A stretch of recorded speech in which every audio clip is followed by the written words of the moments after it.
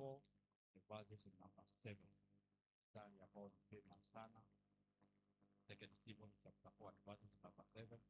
Paul anamwambia Timotheo, I have fought a good fight. So, hapigani vita tu, lakini tunazidi. So, kwa hivyo ni kwamba vita viko katika categories.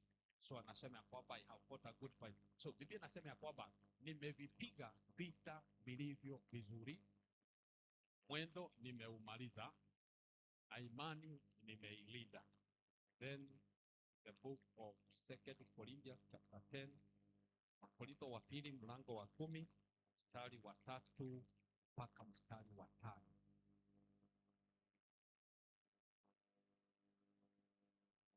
Wakorintho wa pili 10 mstari wa 3.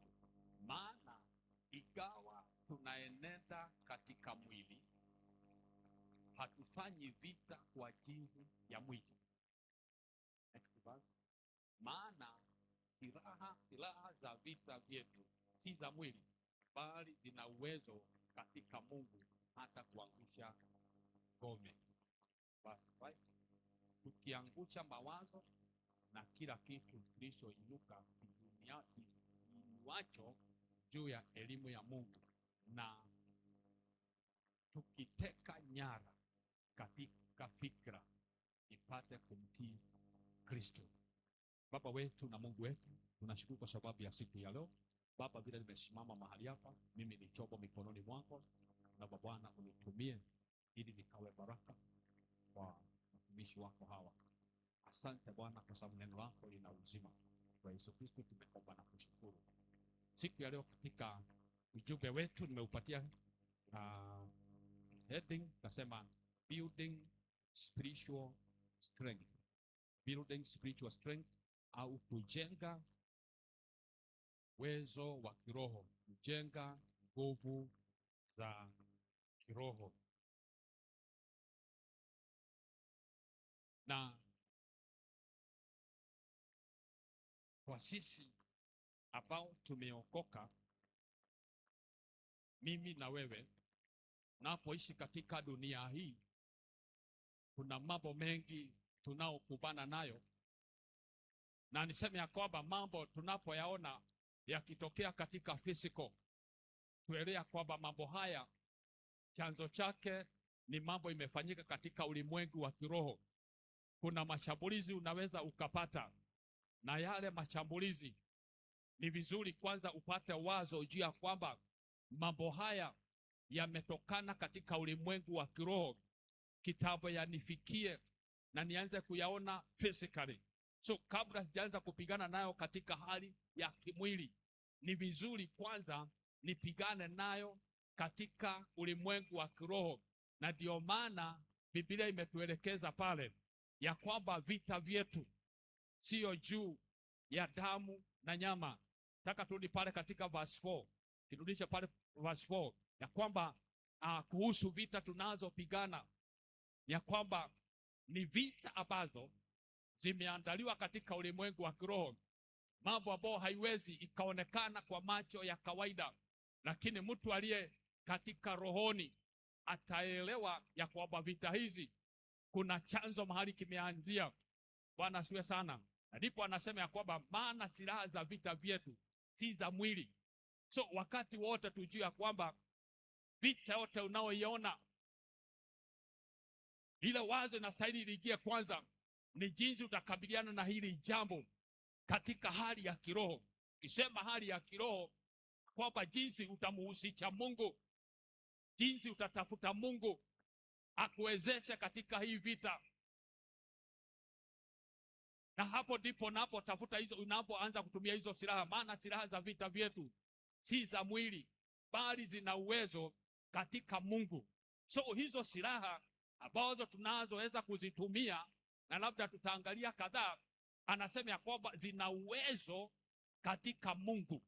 So sio silaha za hivi, ni silaha ambazo ziko na uwezo katika Mungu. Na ndio maana Paulo anamwambia Timotheo, nimepiga vita vilivyo vizuri.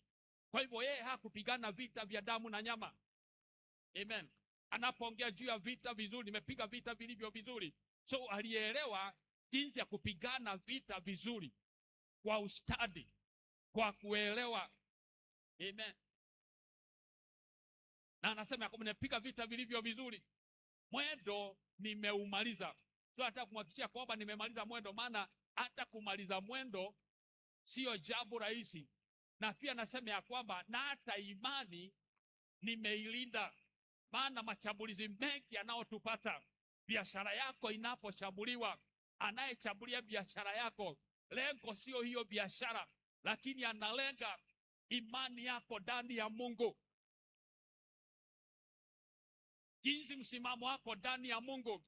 Hali hiyo inapotokea, wewe unasemaje?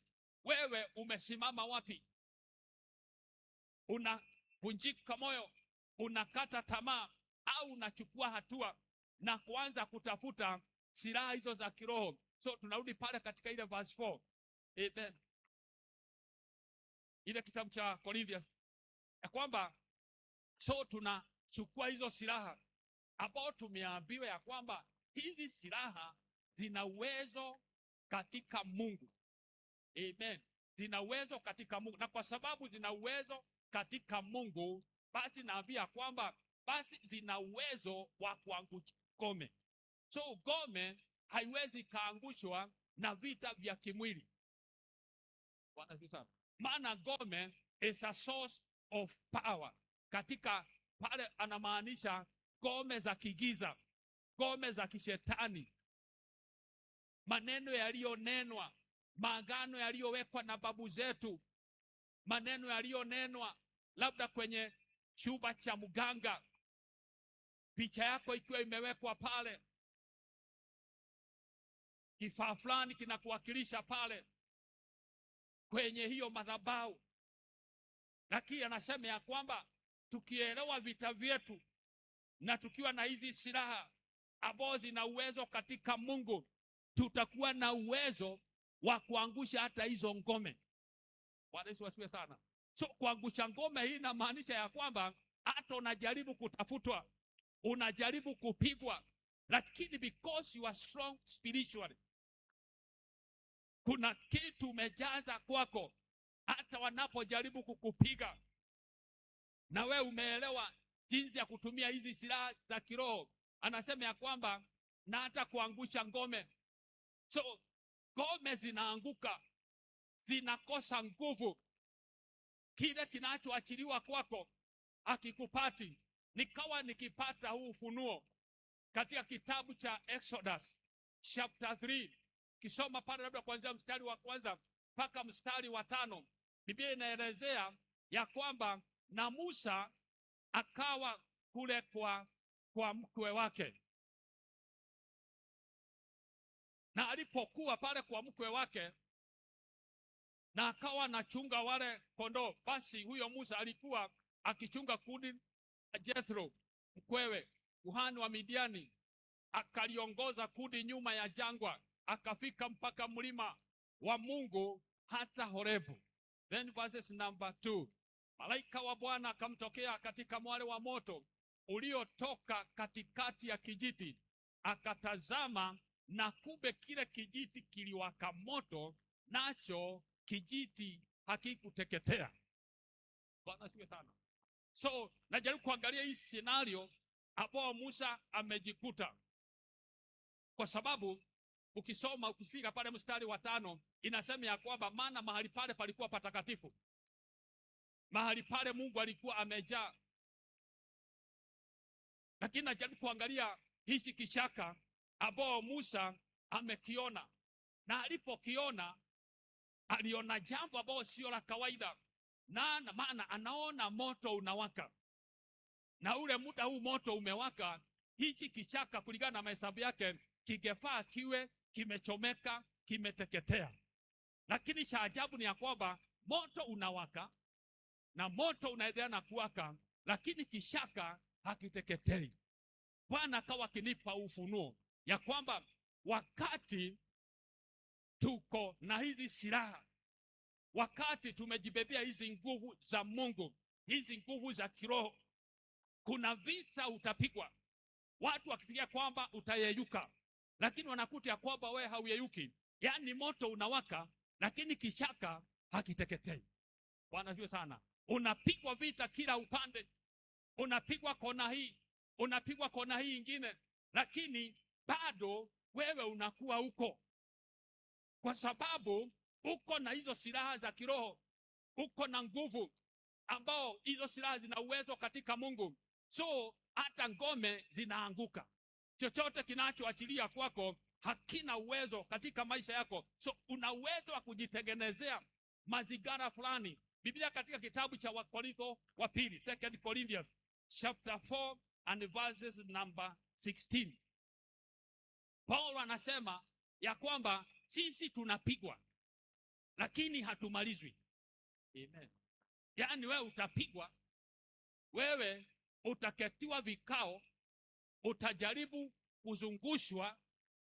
Bwana sana. Sema kwa hiyo hatulegei, bali ijapokuwa utu wetu wa nje unachakaa, lakini utu wetu wa ndani unafanywa upya siku kwa siku au kila siku. Amen. Ni kweli mashambulizi yamekuwa mengi na tunapigwa sana na hali zinakuja, lakini anasema ya kwamba huyu ni Paulo. Anasema Paulo ambaye alimwambia Timotheo ya kwamba nimepiga vita vilivyo vizuri, mwendo nimeumaliza na imani nimeilinda. Vita vilikuwa mingi, ni kweli nilipigwa sana, lakini jinsi nilivyozidi kupigwa ndivyo hivyo na mimi kule ndani nilizidi kuimarika, nilizidi kuwa na nguvu, nilizidi kuwa hodari. Bwana asifiwe sana. Ndio nimekuletea picha hii ya ndugu yetu Moses. Jinsi Moses anapoona kichaka. So kichaka kinaweza kuwa kwamba kinachomeka, lakini kile kichaka hakiteketei. Naweza kuwa kwamba unapigwa vita kila upande, umekaliwa kikao, umefungwa biashara, hiyo biashara imejaribiwa, umezungukwa. Kuna watu wameamka asubuhi, wameangusha vitu pale na wakajua kwamba leo hautauza. Wamejua kwamba ukija kuna kitu utakanyanga na utaanza kusikia kuumwa, utaanza kusikia kuumwa na kichwa, lakini baadaye wakija wanakukuta kwamba wewe bado uko gagani. Bwana sana. Yaani unachomeka lakini hauteketei. Bwana sana. Ndio na hiyo neema. Haleluya. Hata mimi napokea hiyo neema. Warushe vile watanirushia, lakini watakuta kwamba moto utaonekana, lakini mimi sitateketea. Bado nitasimama tena. Bado nitakuwa niko. Mwimbaji mmoja akawa akisema ya kwamba ule ameimba wimbo unasema ya kwamba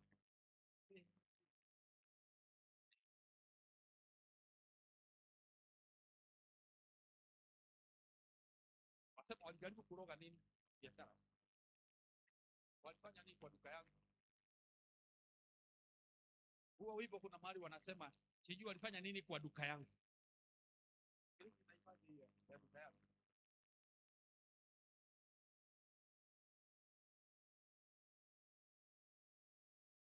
Walifanya, walipeleka, wakapeleka kwa waganga ili lisifanikiwe, lakini pamoja na hiyo mimi ninafanikiwa. Bwana asifiwe sana. So na ndio ya kwamba we need to build our spiritual strength. Hallelujah. We need to build our spiritual strength. Ya kwamba ni vizuri wapendwa tujijengee hiyo hali ya kuwa sawa, ya kuwa na nguvu ndani ya Mungu. Tuwe na kipindi na Mungu. Musa kwa sababu alimpendeza Mungu, na hii ni njia alikuwa anaonyeshwa kwamba ni kweli Musa kule unaenda, vita vitakuwa mingi, utakutana na watu wengi, utakutana na wengine wakuvunje moyo. Hata hawa unaowaongoza ni kwamba watakuvunja moyo, na wengine watakuinukia, wengine watasimama kinyume na wewe, lakini kile kiko ni ya kwamba wewe hautateketea. Haleluya. Wewe hautaangamia, wewe hautamalizwa. Nataka hii maadui zako wasikie ya kwamba hata kama watasimama kinyume na wewe, hata kama watakuzunguka katika kila njia, waroge usiku, waroge mchana, waende kule wataenda, lakini wakirudi wakute ya kwamba wewe bado unaendelea kama yule anayeiba na kusema ya kwamba walifikiri ya kwamba biashara yangu itaisha, lakini wanakuta ya kwamba bado biashara yangu inaendelea. Blessed be the name of the Lord. Maana wewe si wa kuisha, maana umembeba Mungu mkuu, umembeba Mungu mkubwa. Bwana asifiwe sana. Haleluya. Kwa hivyo mchana wa leo yangu nasema na wewe ya kwamba tuishi maisha ambayo ita-attract Mungu ndani ya maisha yetu. Maana ukiwa na Mungu ndani ya maisha yako, mimi nakwambia kwamba moto utawashwa. Haleluya. Na mimi nasema washe huo moto, maana wasipokuachia huo moto hawataweza kuelewa Mungu wako. Bwana Yesu, watakuona tu kama mtu wa kawaida, lakini wakati wamekurushia wanakuta huyu jamaa hagusiki.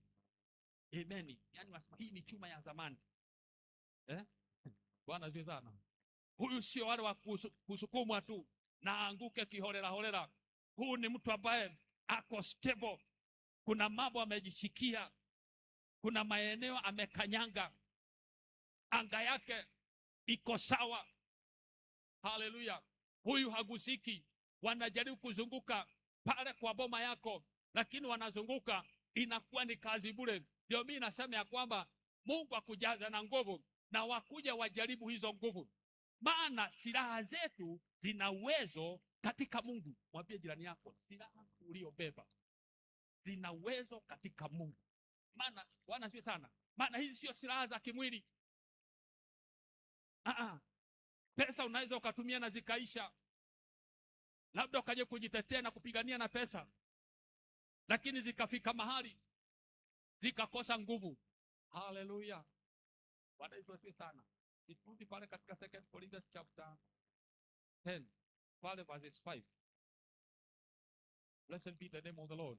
Tu anasema ya kwamba hizi zina uwezo, kwa sababu zina uwezo katika Mungu, hata zina uwezo wa kuangusha ngome. Anasema ya kwamba tukiangusha mawazo ya kila kitu kilichoinuka.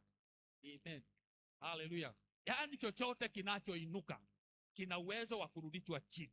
Chochote kinachoinuka kinyume na kile Mungu amesema kuhusu maisha yako, mimi nasema ya kwamba ni lazima kitarudi chini. Hizo ngome ni lazima zitaangushwa katika jina la Yesu Kristo. Tunaangusha kila mawazo ya kila kitu kilichoinuka, mawazo yanayoinuka, mawazo inayokutabiria mabaya, mawazo inayokufikiria mabaya. Nasema ya kwamba kwa hizi silaha za Mungu tuna uwezo wa kuangusha chochote kinachojiinua. Haleluya.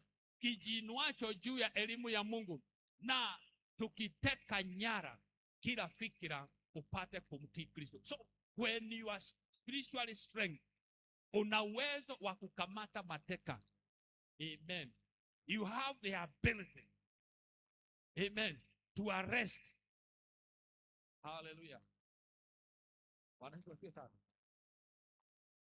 Yaani saa zingine ni waizi labda wamevamia na wakaiba na hata wameenda, lakini una uwezo wa kusema ya kwamba hao wajamaa mahali wako, I arrest them. Amen. Na arrest mawazo yao.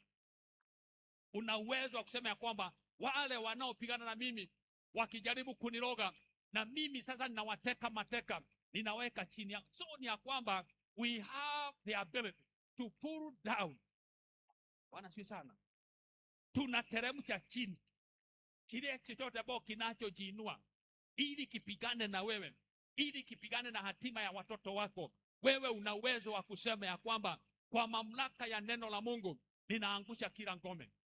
Blessed be the name of the Lord. Kuna labda hatuongekuwa umeenda, lakini unakaa unalemazwa, maana vita saa zingine zinakuwa nyingi, lakini tunapovika silaha za Mungu tunakuwa tuko salama. Bwana asifiwe sana. Haleluya. Anasema na tukiteka nyara kila fikira ipate kumtii Kristo. Haleluya. So ni ya kwamba tunateka nyara ili kaweze kumtii Kristo. Haleluya. Bwana asifiwe. Maana sisi tunarely na nguvu ndani ya Kristo. We rely on Christ inner strength rather than our own ability to overcome challenges. So we rely on Christ's inner strength rather than relying on our own strength. Kwamba ndani yetu kuna nguvu za Kristo na sisi tunategemea hizo nguvu kuliko kutegemea nguvu zetu. Soma katika Kolosai mlango wa 1 na mstari wa 27. Bwana asifiwe sana. Ya kwamba tunazo hizo nguvu za Kristo ndani yetu na zinatupatia uwezo wa kuweza kupigana na adui. We rely on Christ inner strength. Inaongea juu ya inner strength, kutegemea hizo nguvu za Kristo ndani yetu rather than our own ability. Maana nguvu zetu zina mwisho, kuna mahali zinafika zinashindwa na nguvu, lakini tukiwa na hizo nguvu za Kristo tunakuwa tuko imara. Bwana asifiwe sana. Hallelujah. Nimesema ni Kolosai chapter 1 and verses number 7, verses number 27. Ndio inamalizia pale section ya mwisho. Inasema ya kwamba, anamalizia na kusema ya kwamba Christ in you, the hope of glory. Bwana asifiwe sana. Christ in you, the hope of glory. Ya kwamba Kristo anapokuwa ndani yetu tunakuwa na hiyo tumaini la utukufu. Hatuyumbishwi kwa sababu anasema ya kwamba Kristo anakuwa ndani yetu, ambao Mungu alipenda kuwajulisha jinsi ulivyo utajiri wa utukufu wa siri hii katika mataifa, nao ni Kristo ndani yenu, tumaini la utukufu. Amen. Hallelujah. Mimi nasema kwamba wewe sio mtu wa hivi. Bwana asifiwe sana. Na ninajaribu kuangalia yale ambao tunaweza tukayafikia na yakatusaidia kujenga na kumaintain that spiritual strength. Yale tunaweza tukafanya ikatusaidia kuweza kukuza hali yetu ya uwezo wa kiroho, uwezo wetu ndani ya Kristo Yesu, jinsi tunaweza tukaikuza na jinsi tunaweza tukailida na tukaitunza. Moja, we build by holiness. Amen. One is by holiness. Anasema ya kwamba spiritual strength starts with holiness. Hallelujah. Njia zako zinapokuwa sawa, zinapokuwa safi ndani ya Mungu, kuna mambo unapochambuliwa hayatakuweka chini, na hata yakija na vita inakuwa ngumu, bali ndani yako haupotezi matumaini. Maana kwa tunaweza kuona kwamba unapigwa, lakini cha muhimu ni ya kwamba bado wewe haujapoteza matumaini. Amen. Kwa sababu ndani yako unaelewa wewe na Mungu mko sawa. So unajua kwamba hata hili kama linakuja, hata Paulo alikutana na mambo ambayo yalimpiga, na ndipo anasema ya kwamba nina mwiba ambao nao nisumbua, lakini naambiwa na Bwana ya kwamba uelewe jambo moja, ya kwamba neema ya Bwana inakutosha. Ndivyo Paulo anavyosema ya kwamba neema ya Bwana inamtosha. So nasema ya kwamba pointi moja ni ya kwamba ni kuhusu holiness. Bwana asiwe sana. Hallelujah. Na nasema ya kwamba one of the attributes of God is holiness. Tabia moja za Mungu ni ya kwamba ni utakatifu. So utakatifu plus utakatifu, basi lazima kutatokea jambo nzuri. Ikiwa Mungu tabia yake ni utakatifu na wewe tabia yako ni utakatifu, mimi ningetaka nikuhakikishia kwamba utakuwa salama katika jina la Yesu Kristo, maana sisi ni watakatifu. Gana kitabu cha 1 Peter chapter 2 and verses number 9. 1 Peter chapter 2 and verses number 9. Biblia inasema ya kwamba sisi ni uzao mteule, ukuhani wa kifalme. Amen. Na taifa takatifu, watu wa miliki ya Mungu. Kwa hivyo sisi tumeitanishwa na utakatifu, na kile kitatusaidia tukaweze kushinda hizi vita na tukaweze kwenda mbali ni wakati tunapoanza kukaa katika njia za utakatifu. Amina. Na niseme ya kwamba utakatifu unaanzia wapi? Napookoka na kumpokea Kristo ndani ya maisha yako, kile ambao kinaanza kwanza ni kitu kinaitwa righteousness. Wewe unaanza kuhesabiwa haki. So unapookoka tu, kile kwanza unapokea ni righteousness. Upokei utakatifu.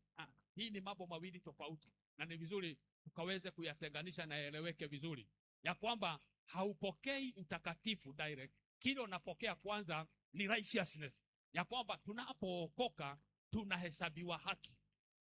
Amen. So katika kuokoka tunahesabiwa haki zote, lakini sasa tunapoingia hatua ya utakatifu, so holiness is your walk after salvation. Amen. Bwana asifiwe sana. So nasema hivi, ni make it clear ya kwamba your walk after salvation makes you holy or unholy. So tembea yako na maisha yako utahesabiwa utakatifu kwa sababu ya mienendo yako, tabia zako. Haleluya. Jinsi unavyoweza kusimama even in the dark hours, wakati ambao hata giza inakuwa totoro katika maisha yako, lakini hauyubi. Jaribu linapokuja linakuwa lingumu, kama kijana wetu Joseph anakutana na jaribu gumu sana, lakini alilinda utakatifu na akasimamia utakatifu, na anasema ya kwamba siwezi nikafanya jambo baya jinsi hii na hata nikamkosea Bwana Mungu wangu. Huyu ni mtu ambaye tembea yake iko sawasawa na Mungu, na kwa sababu ya hiyo, na hata alipowekwa kwenye gereza, Mungu alihakikisha kwamba atamuinua kutoka mahali pale na amweke mahali alitaka awe, maana ametunza heshima ya Mungu. Bwana asifiwe sana. Ametunza heshima ya Mungu. So ninasema ya kwamba utakatifu ni jinsi ya tembea yako, kuwa mtakatifu au kutokuwa mtakatifu. Japo kwani ya kwamba mwanzo ulihesabiwa haki, lakini sasa ni tutembee katika njia za utakatifu, na pasipo utakatifu hatuwezi tukamwona Mungu. Wapendwa, wacha tuwe na hii hofu ya Mungu. Hofu ya Mungu ikiweko, tutembee katika utakatifu, Mungu atakuwa na wepesi wa kuwa pamoja na wewe wakati wa dark hours. Nguvu za Mungu zitakuzunguka. Watajaribu kukupiga, lakini hawakupati, kwa sababu Mungu amepata maeneo pa kukaa. So hata unapoachilia ya kwamba watu wataona yale labda unaokubana nayo, lakini hawaoni ukiteketea, hawaoni ukiisha. Wanaketi na wanaongea, wanaketi na wanasema, lakini jambo la kumaliziwa ya kwamba Mungu hatakubali umaliziwe. Blessed be the name of the Lord. So we need kuangalia hali yetu ya utakatifu. Bwana asifiwe sana. Isi ya kwamba dhambi, umefanya dhambi mpaka umezoea. Kuna watu wanafanya dhambi mpaka anazoea. Na ukitaka kujua kwamba ulianguka zamani na uliishiwa na nguvu zamani, ni wakati umefanya dhambi, umefanya tendo chafu, lakini hata pia hausikii kuhukumika. Yani umezoea. Hata ukiambiwa usimame hapa uongoze, yani hausikii. Unaona ya kwamba uko sawa. Maana unaweza usimame hapa na uongoze liche na nini, watu shangilie na wafurahie, lakini bingu inapokutazama inaona mtu mchafu. Pengine Mungu ameruhusu watu wasikie kuguswa na kuhudumiwa kwa sababu umekuja kwa ibada, lakini ni ya kwamba wewe ni chombo ambao hakifai mbele za Mungu. Bwana asifiwe sana. Blessed be the name of the Lord. So we need to check ourselves ya kwamba njia zangu, ulimi wangu, vile huwa ninaongea, maneno yanayotoka katika kinywa changu, jinsi ninavyotendea watu, mambo ninayoyafanya, je, yanapendeza machoni pa Mungu? Mahali tulikuwa kwa ushirika tulisoma Psalms 139 na tukaona mambo makubwa sana, jicho la Mungu jinsi lilivyo. Praise the name of the Lord. So wapendwa, ili kanisa maintain Mungu ndani ya kanisa na tuweza kutembea katika ukamilifu wa nguvu za kiroho, Wacha utakatifu tuupatie nafasi ya kwanza. Haleluya. So nasema ya kwamba spiritual strength starts with holiness. Amen. Haleluya. Na ingine ya pili ni meandika ni giving. By giving sacrificially, there is a spiritual strength that we receive. Giving sacrificially, kutoa katika level ya dhabihu. Kitabu cha Judges chapter 6, Waamuzi 6 mstari wake wa 25 mpaka mstari wa 27.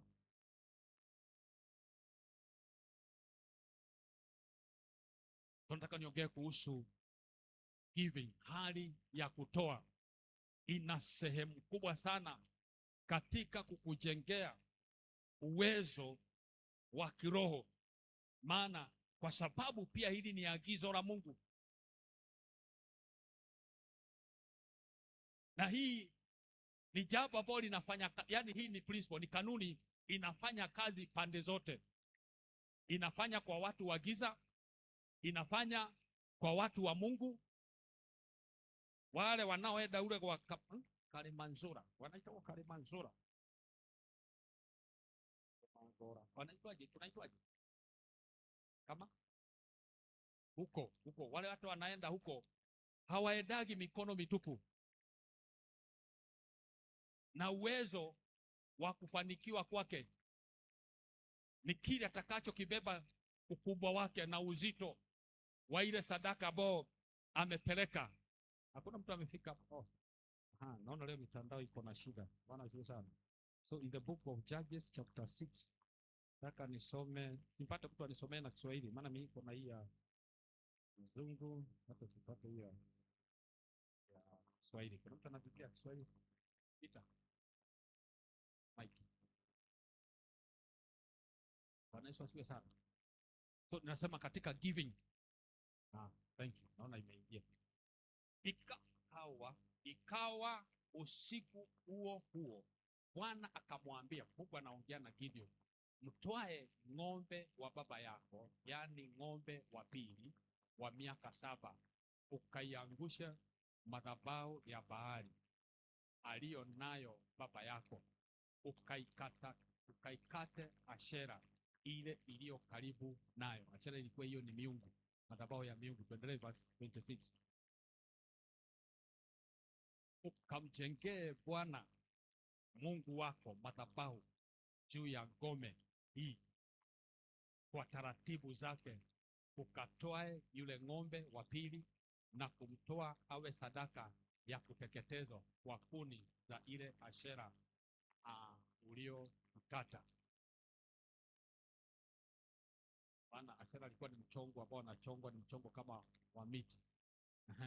Ukamjengee Bwana Mungu wako madhabahu juu ya ngome hii kwa taratibu zake.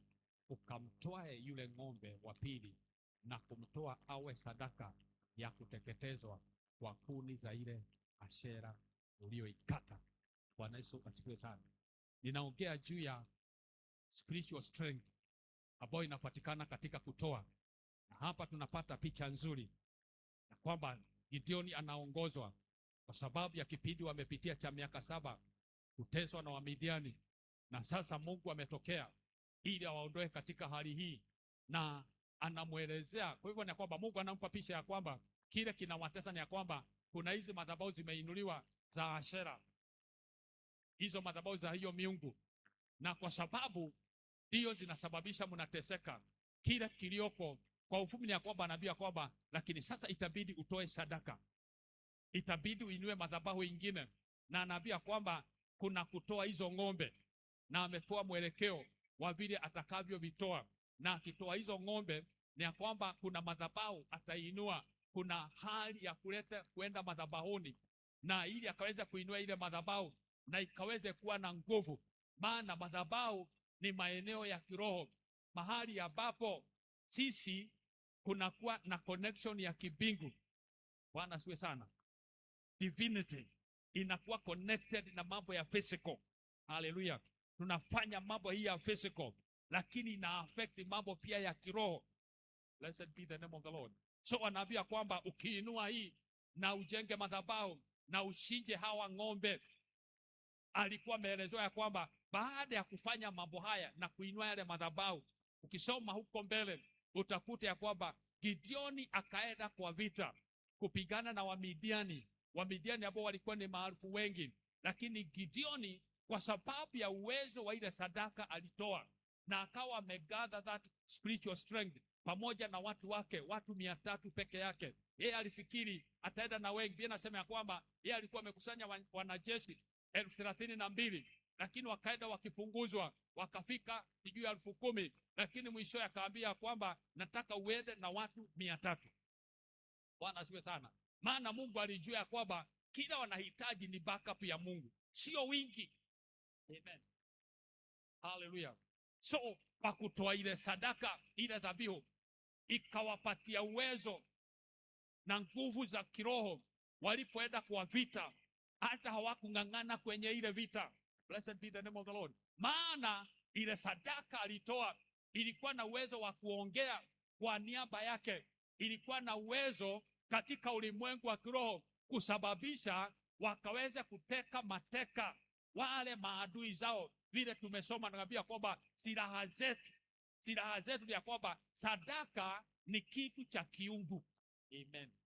Na ina uwezo katika Mungu. Na pia nasema ya kwamba silaha zetu zina uwezo katika Mungu hata kuangusha ngome. So ninaona pendwa huyu Gideoni na watu wake ya kwamba baada ya kutoa ile sadaka ya kwamba walipokea nguvu, kuna uwezo walipata, na walipoenda kwa vita hawakung'ang'ana. Kile kilifanyika ni ya kwamba wale maadui walianza kuangushana wao kwa wao.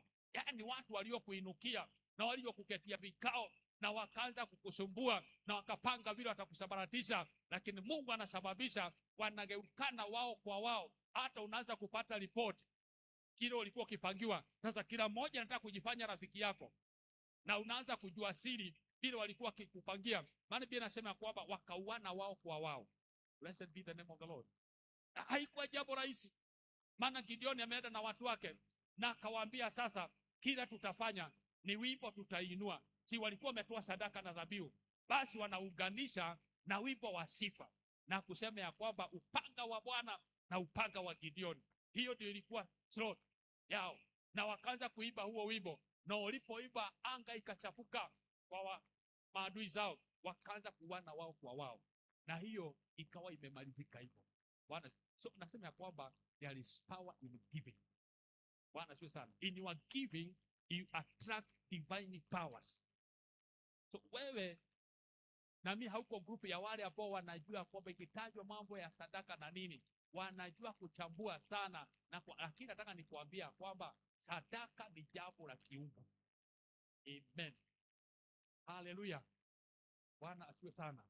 Iko na mahali in the divine system, iko na mahali pake. Na ya tatu nikimalizia ni consistency in prayer and fasting. When you become prayerful, so nimesema ya kwamba mtiririko, consistency in prayer and fasting. Kuna hiyo kuomba pasipo kuzimia, kuomba pasipo kukata tamaa. And when you do that, you'll be able, that's a time that you'll be able even to discern. Saa zingine kwa sababu katika maombi ya kufunga na kuomba, kuna hali anga inakufungukia, kuna hali mambo ya kiroho inakufungukia, na una uwezo sasa wa kudiscern wakati unapochaguliwa. Ndio maana kisoma Matendo ya Mitume 16 kuanzia mstari wa 16, Paul alikuwa na uwezo wa kudiscern, maana alizama sana kwa Mungu. So Mungu aliweza kumfunulia na akamwonyesha kwamba kuna msichana hapa anakusifu, anasifu. Kumbe huu msichana ni Kiislamu. Anasema hawa ni watumishi wa Mungu, lakini pengine kama angekuwa haelewi, Paul hageelewa, angezidi hata kuona kwamba sasa hapa tumepata mtu mzuri, kumbe ni adui wa kumaliza. Amen. Kumbe huu ni mtu ambaye kuna anga ametengeneza, anapora pesa za watu. Wale watu kwa sababu hawajafunuliwa, pesa zao zinaendelea na kuchukuliwa na huyu msichana, kwa sababu anatumia njia za kiuganga, akiwa na wale wazee walikuwa wameweka. So lakini Paul akiwa amejawa na Roho Mtakatifu, akiwa na mafunuo ya kiungu, Bwana akamfunulia na kujua kwamba huyu msichana sio mtumishi wa Mungu. Ni kweli anasiwa akisema kwamba ni watumishi wa Mungu aliye hai, lakini kumbe wanataka wamfunike Paul. Lakini Paul amesimama na kusema hapana, hawa ni kisirani, hawa sio watu wa Mungu. Na Paul akakemea ile pepo ilikuwa ndani ya yule msichana, na alipoikemea hiyo mambo ikawa imeisha. Hakuna kutabiria watu mambo ya uongo tena, kuchukua pesa za watu. Amina. Naongea kwamba when we become prayerful in prayer and fasting, kuna mambo Mungu analiviru kwako ambao watu wengine hawawezi wakaona. So unakuwa uko hatua nyingine, unaweza kuona mambo ambao watu wengine hawaoni. Unaweza ukasikia kitu watu wengine ambao hawasikii. Amen. Ndipo nakuta mtumishi wa Mungu Elisha, kuna kitu anaona lakini mtumishi wake Gehazi haoni. Gehazi, Elisha anapewa zawadi na Naaman. Anapewa zawadi na Naaman baada ya kumwombea ukoma. Lakini tunaona yeye hajachukua. Lakini Gehazi amerudi nyuma, amepiga tega karudi nyuma, na akaenda akasema nimetumwa. Lakini kumbe kwa sababu ako connected katika kiroho, akawa anaona. Naomba Mungu atusaidie kuingia katika hiyo maeneo. Bwana tu sana. Maana upande wa vita vyetu mpaka tuweze kudiscern kile ambao kinapangwa juu yetu, maana tutaweza kujikinga na tutaweza kutafuta silaha za kupigana. So nasema kwamba in prayers you will be able to discern. In prayer our reliance on God depends. In prayers our reliance on God depends. Katika maombi hali yetu ya kumtegemea Mungu huwa inaingia katika kina, huwa Bwana sio sana. Kunakuwa na huo msukumo, unakuwa mtu wa kupenda kuomba. Kwa hivyo ni ya kwamba hali yetu ya kumtegemea Mungu, kwa sababu tumekuwa watu wa maombi, inasababisha ya kwamba hali ya kumtegemea Mungu unakuwa na ustadi mwingi sana. Hata jambo linapokuja hauoni watu, kwanza unaingia kwa laini ya Mungu. Na point nyingine nasema ya kwamba during our prayer and fasting we align our will with his will. Tunapokuwa watu wa kuomba ni ya kwamba tunajiunganisha na mapenzi ya Mungu. We align our will with his. Bwana asifiwe sana. And open ourselves up to God. Na sio hivyo tu, bali tunajifungua vizuri mbele za Bwana. Tunapoingia kuomba, yale maombi yako unajifungua, unakuwa na nafasi nzuri ya kujifungua sana mbele za Mungu. Haleluya. Bwana asifiwe sana. So ni ya kwamba nimesema ya kwamba tukiwa watu wa kuomba na kufunga, ni ya kwamba tunaelewa mapenzi ya Mungu. Tunajiunganisha na kila Mungu anataka tufanye. Hatuoni uzito kukifanya kwa sababu tuna nguvu katika Bwana. So hatuoni kikiwa na uzito, tunajiunganisha nacho, na hivyo inatusaidia kuendelea na kumtegemea Mungu kwa udani sana, na inatusaidia pia we open up for God. Tunajifunua mbele za Mungu. Bwana Yesu awabariki sana. Father, we thank you for the word. Asante Bwana kwa sababu umenisaidia kuweza kunena hili neno, na hekima Baba umenipatia. Na Baba ukazidi kunitia nguvu. Neno hili Baba ambao watumishi wako wamelipokea, Baba, katika mambo ambayo tumejifundisha, katika hali ya kuongezeka na katika kukua kiroho, Bwana tutembee katika utakatifu. Baba, naomba ya kwamba tukawe wepesi pia katika utoaji. Baba, tukaweze kuwa wepesi katika maombi ya kufunga na kuomba. Na Bwana, kwa mengine ambayo hatujataja, tufunulie ewe Mungu wetu, ili tukaweze kuongezeka na kuimarika katika kiroho, ili Bwana silaha tunazopigana nazo ziwe na uwezo mwingi ndani yako katika jina la Yesu, ili tukaweze kuangusha ngome na chochote kinachojiinua kinyume nasi, tukaweze kukishika mateka na kukiteremsha chini katika jina la Yesu Kristo. Baba, naomba kwa sababu ya mpendo aliye mahali hapa, kuna mambo ambayo Baba anakubana nao, nami nanena uwezo wa kiroho uwe juu yake. Saidia kwa Bwana, utamfunulia yale anayostahili kuyafanya ili akaweze kushinda vita, katika jina la Yesu Kristo. Tunakuheshimu Mungu na tunakubariki kwa jina la Yesu Kristo tumeomba na kushukuru. Amen.